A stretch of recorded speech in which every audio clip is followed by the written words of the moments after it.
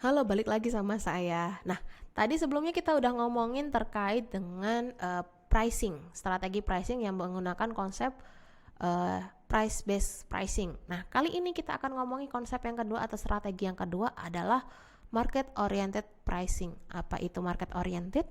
Nah, market oriented seperti namanya, kita berfokus pada kondisi pasar. Di mana strategi ini kita akan membandingkan kompetitor-kompetitor kita yang ada di pasar sana. Jadi setelah kita tahu cost kita berapa, tetap basic kita adalah cost juga. Cost kita berapa, lalu kita membandingkan dari beberapa indikator terhadap uh, yang dijual oleh kompetitor. Berapa harga yang dijual oleh kompetitor. Produknya mungkin serupa, tapi harga kompetitor berapa. Kita bandingkan nih head to head. Apakah produk kita lebih bagus atau enggak dan segala macam. Nah, dari sana nanti kita akan lihat apakah kita menjual lebih tinggi, lebih rendah atau sesuai dengan pasar. Balik lagi, ini kita membandingkan dengan kondisi pasar. Tapi dengan indikator-indikator yang ada. Nah, dari sini cara market oriented bekerja, di mana kalian menciptakan sebuah produk terlebih dahulu. Sebuah produk yang mungkin kasarannya kita ambil contoh baju kemeja hitam lengan panjang dengan model yang sangat simple, yang biasa dengan bahan cotton atau katun seperti itu.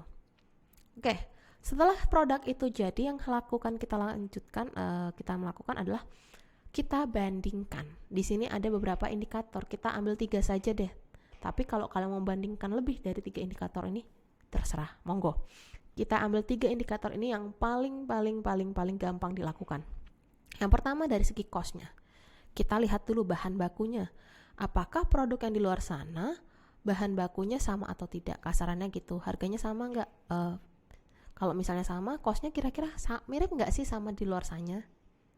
Nah, yang kedua dari segi kualitas. Bagaimana kualitas produk kita? Apakah kualitas produk kita bisa dikatakan lebih unggul atau tidak? Atau mungkin sama? Dan yang terakhir dari segi konsumen, apakah konsumen menginginkan produk yang lebih produk kita atau tidak? Ingat, konsumen ketika memiliki value, terus melihat sebuah produk, mereka akan menginginkan value. Jadi kita lihat dari segi konsumen adalah value yang diinginkan oleh konsumen itu seperti apa. Nah, kalau kita sudah membandingkan 3 hal tersebut, kita akan menentukan apakah harga kita di atas pasar, sama dengan pasar atau di bawah pasar, di mana masing-masing ini memiliki pesonanya masing-masing, memiliki kriterianya masing-masing. Apa saja? Yang pertama, ketika kita berbicara harga kita harus di atas pasar, itu kalau misalnya produkmu, ingat, lebih mahal atau misalnya kualitasnya lebih baik yang ada daripada yang di pasar. Atau mungkin produkmu ini memiliki brand yang jauh lebih bagus dibanding dengan yang ada di pasar sana. Ingat, ada beberapa konsumen yang mereka lebih mementingkan brand daripada kualitas. Kalau kamu memiliki nilai lebih dari produkmu, hal yang sangat mungkin adalah produkmu jauh di atas pasar harganya. Jadi it's okay, nggak masalah ketika kalian memulai nilai lebih. Tapi ingat, kalian harus tahu nilai lebih kalian itu sesuai atau tidak. Jangan terlalu tinggi menaikkan harga tanpa tahu apa yang diinginkan oleh konsumen. Yang kedua, kalau teman-teman ternyata dari segi barangnya sama, kemejanya sama, lalu dari segi bahannya sama, modelnya sama, tidak terlalu berbeda, maka hal yang paling benar adalah kalian menggunakan copy market atau sesuai dengan ada yang di pasar.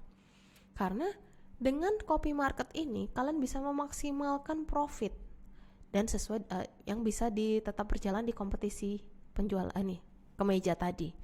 Karena kalau terlalu mahal, konsumen nggak akan mau beli. Terlalu murah, profit kalian nggak bisa maksimal.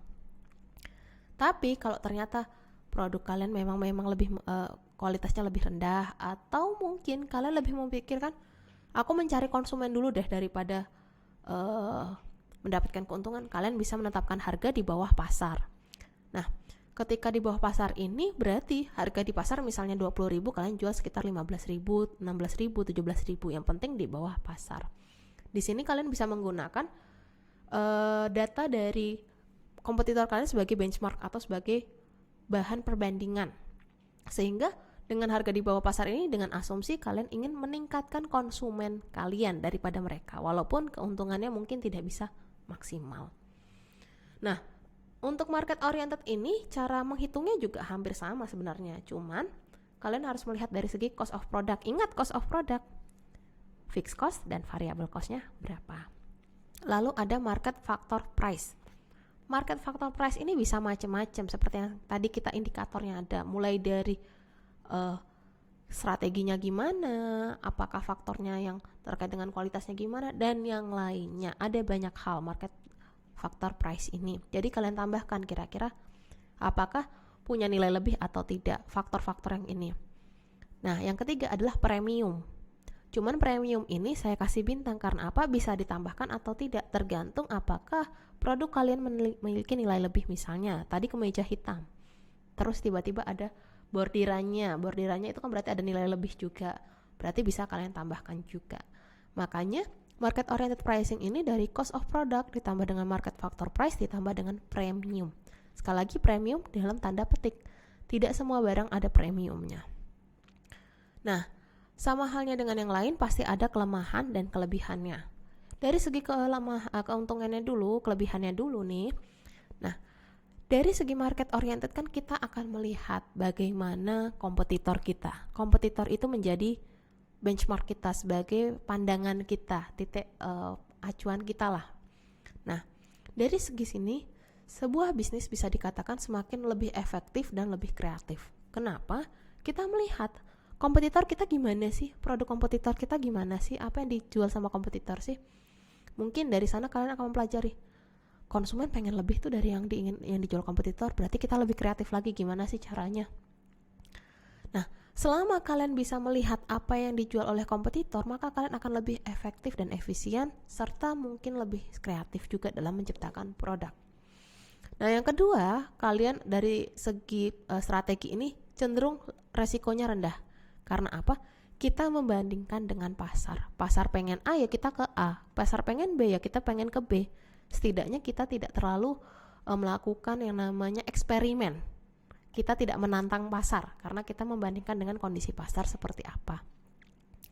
Tapi satu sisi pasti ada kelemahannya. Apa kelemahannya? Kalian terlalu banyak melihat dari segi konsumen. Dari segi kompetitor.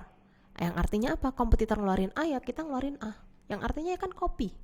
Cuman ngeliat replikanya kompetitor lah, kasarannya gitu. Yang artinya kalau kita mau bersaing ya barang kita kayak paling nggak kayak kompetitor ya, berarti kan cuman ngopi aja tanpa ada hal-hal yang lebih menantang. Kasarnya gitu, kita tidak berani menantang pasar. Yang kedua, kalian tidak memikirkan dari segi kompetitor. Kenapa? Kalau kita bermain di market oriented seperti yang saya katakan tadi, mungkin bisa lebih kreatif. Tapi sebelum menjadi lebih kreatif kan mau nggak mau kita akan mengikuti kompetitor.